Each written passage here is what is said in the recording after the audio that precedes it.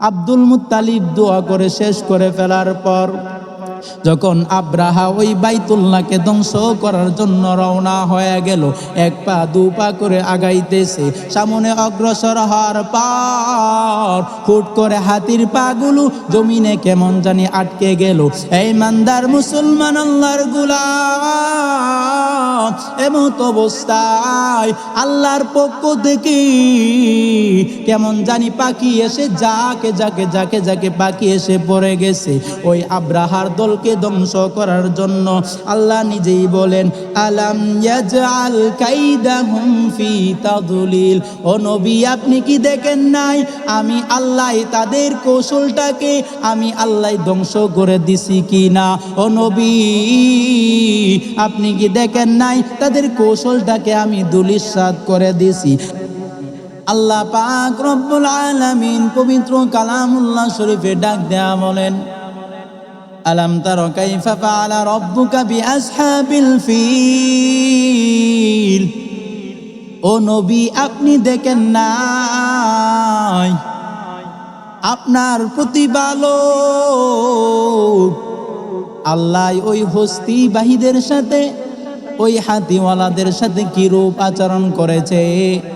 এই ইমানদার মুসলমান আল্লাহর গোলাম, এই জায়গায় দেখেন আমার আল্লাহ নবীকে সম্বোধন করে বলতেছে কেমন জানে, আমার নবী ঘটনাটা দেখেছে,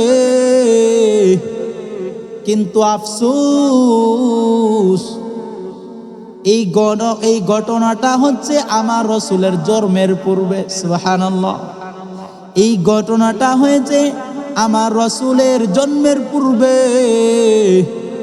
আপনার আমার হাবিব দুনিয়ার বুকে আসে নাই রে, দুনিয়াতে আসে নাই। এর পূর্বে এই ঘটনা আল্লাহ কেন জানায়া দিছে? এই জায়গায় দুইটি কওল আছে, দুইটি কথা। প্রথম নাম্বার কথা হলো আল্লাহ পাক রব্বুল আলামিন এই ঘটনাটা তার পয়গাম্বর দয়ার নবী মায়ার নবী রহমাতুল লিল আলামিনকে মুজিজা হিসেবে দেখায়া দিছে। সুবহানাল্লাহ। এই ইমানদার মুসলমান আল্লাহর গোলাম, আরেকটি কথা হলো এই ঘটনাটা এত প্রসিদ্ধ, ওই যে যেই জায়গায় হাজিরা হজ করতে যায় মক্কা শরীফে, ওই কাবা ঘর, ওই জায়গায় এই ঘটনাটা এত প্রসিদ্ধ ছিল, ছোট থেকে বড় সবাই জানতো, সারা বিশ্বে আল্লাহ প্রচার করে দিছে, এই জন্য ঘটনাটা প্রসিদ্ধ ছিল।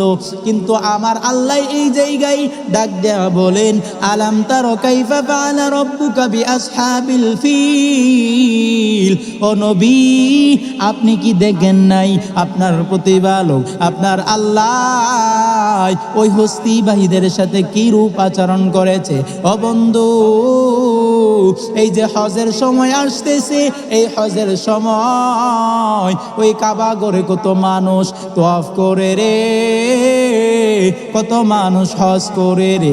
এ বন্ধু, গভীর মনোযোগ দিয়া খেয়াল করো, ওই কাবা ঘরকে ভাঙ্গার জন্য, দুনিয়ার বুক থেকে সরায়া দেওয়ার জন্য একজন চক্রান্ত করেছিল।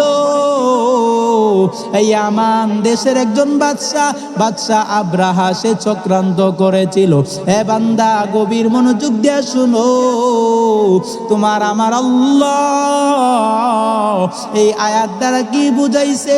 আল্লাহ দেখো বান্দা ছাড়াও কিভাবে সাহায্য করে। এই আব্রাহা যখন তাকাইয়া দেখে মুসলমানের বাচ্চারা কোটি কোটি টাকা লেনদেন করতেছে, তারা লাভবান হইতেছে, কাবা শরীফের মানুষরা এই কাবায় গিয়ে সারা বিশ্বের সারা রাষ্ট্রের মানুষ গিয়ে তওয়াফ করে, সারা বিশ্বের মানুষ গিয়ে হজ করে, তাদের হজটাকে সম্পূর্ণ করে। যাদের উপর হজ ফরজ হয়েছে তারা তাদের হজটাকে সম্পূর্ণ করে রে বাবা। এইটা যখন বাদশা আব্রাহা দেখলো, তার মাথা নষ্ট। সে চিন্তা করতেছে, এই যে তারা মুসলমানের বাচ্চারা কত কত ডলার কামাইতেছে, আমি কি করতেছি?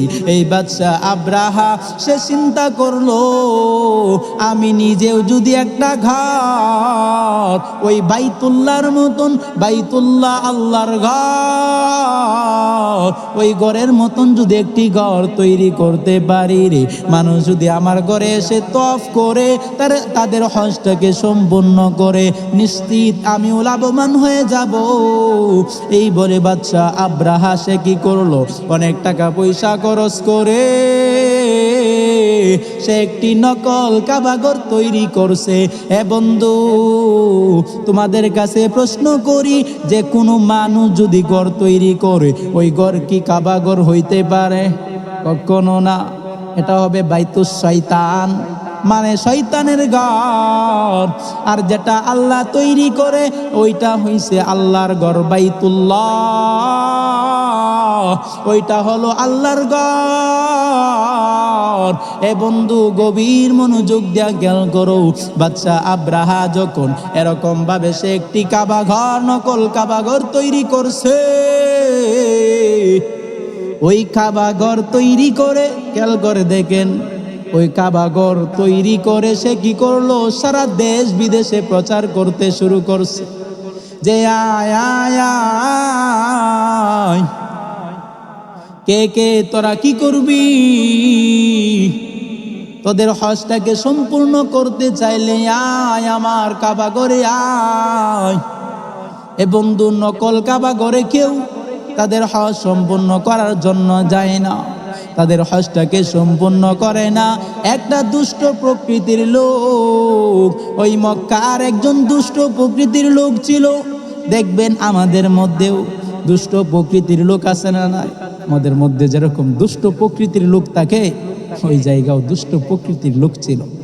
সে চিন্তা করতেছে, দেখে আসি এই যে আব্রাহা সে একটি নকল কাবাঘর বানাইছে, দেখে আসি।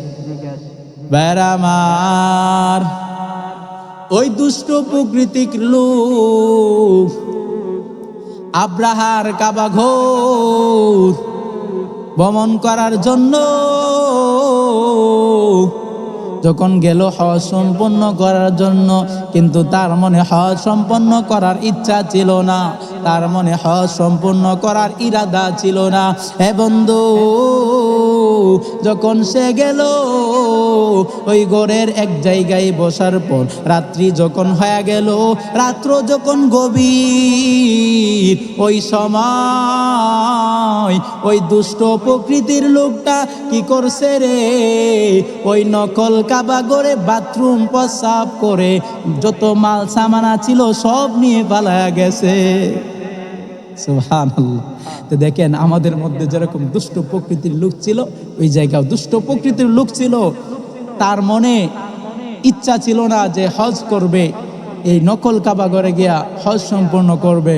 তার ইচ্ছা ছিল হায় হায় শুধু দেখবে এই যে আব্রাহা সে ঘরটা তৈরি করছে, আল্লাহর সাথে সে প্রতিযোগিতা করে, তার ঘরটা কেমন হয়।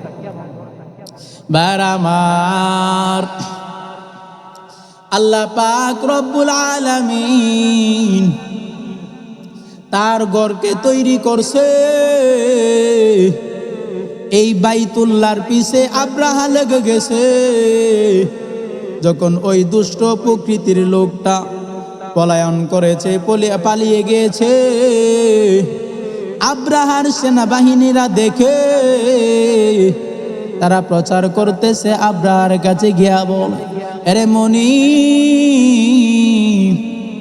ওই যে লোকটা এসেছিল হজ করার জন্য, ওই লোকটা তো এই কাবা ঘরে পায়খানা প্রস্রাব করে কি করছে, সে পালিয়ে গিয়েছে, আর ওর সাথে মাল সামানা নিয়ে গেছে। হে বন্ধু, এই কথা যখন বলছে রে, আব্রাহার মাথা নষ্ট।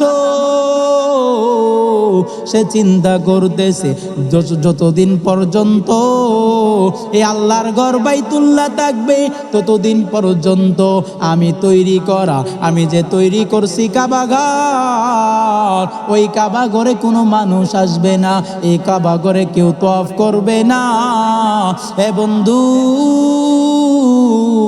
এই জন্য আল্লাহ নিজেই এই ঘটনাটা নবীকে মুজিজা হিসাবে দেখায়া দিয়েছেন।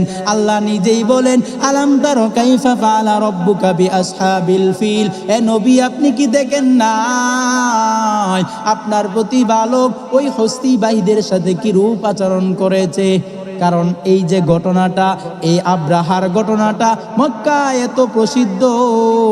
যখন সে ইরাদা করলো, আব্রাহা যখন চিন্তা করছে যে এই কাবাগরকে ধ্বংস করে দিবে, বাইতুল্লাহকে দুনিয়ার বুক থেকে সরাইয়া দিবে, এই বলে যখন আব্রাহা সে কি করলো, হাতি সে সংগ্রহ করার পর এই হাতির মধ্যে সেনাবাহিনী নিয়োগ করে দিছে। ওই আব্রাহা সে নিজেও সেনানায়ক সেজে মাহমুদ নামক একটি হাতির উপর উঠে ওই বাইতুল্লাহকে ধ্বংস করার জন্য রওনা। ও বন্ধু, এই যখন বাইতুল্লাহকে ধ্বংস করার জন্য রওনা হইছে, আপনার আমার নবী, দয়ার নবী, মায়ার নবী, রহমাতুল লিল আলামিনের দাদা আব্দুল মুত্তালিব ডাক দেয়া বলে, ও দয়ার মালিক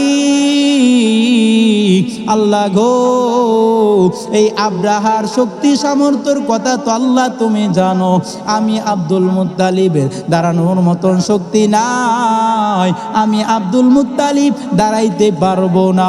সুতরাং আল্লাহ তোমার ঘর তুমি রক্ষা করো। এই ইমানদার মুসলমান আল্লাহর গোলাম আব্দুল মুত্তালিব দোয়া করে শেষ করে ফেলার পর যখন আব্রাহা ওই বাইতুল্লাহকে ধ্বংস করার জন্য রওনা হয়ে গেল, এক পা দু পা করে আগাইতেছে, সামনে অগ্রসর হওয়ার পর হুট করে হাতির পাগুলো জমিনে কেমন জানি আটকে গেল। এই ইমানদার মুসলমান আল্লাহর গোলাম এমত অবস্থায় আল্লাহর পক্ষ থেকে কেমন জানি পাখি এসে যাকে পাখি এসে পড়ে গেছে ওই আব্রাহার দলকে ধ্বংস করার জন্য। আল্লাহ নিজেই বলেন, আলাম ইয়াজআল কাইদাহুম ফি তাদলিল।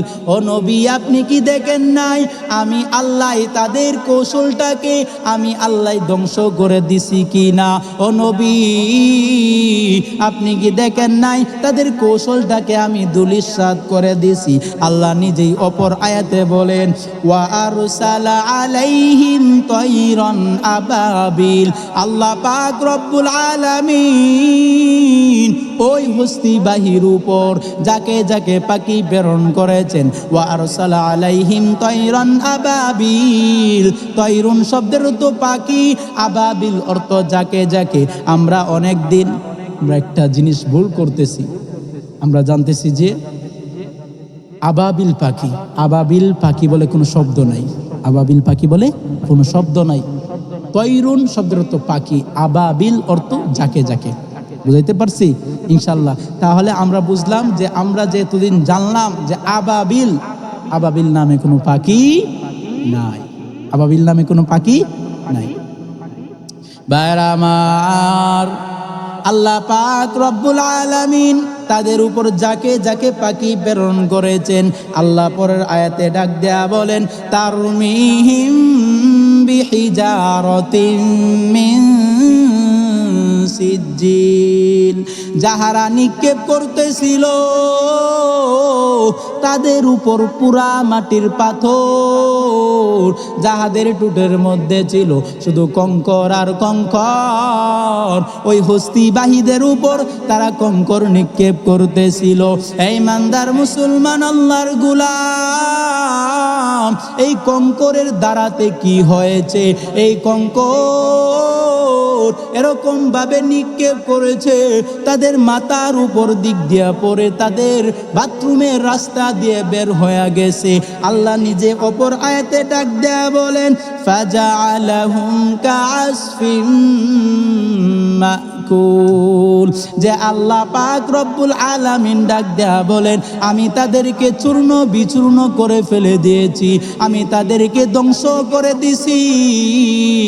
কেমন জানি দেখবেন ঝড় তুফান যদি হয় রে বাবা, ঝড় তুফান যখন হয়, শিমুল গাছ যদি কাছে থাকে, ওই শিমুলের তুলাগুলো যেরকম বাতাসের কারণে উড়তে থাকে, আল্লাহ পাক রব্বুল আলামিন ওই হস্তিবাহীদেরকে ওই রকম ভাবে উড়াইয়া দিছে।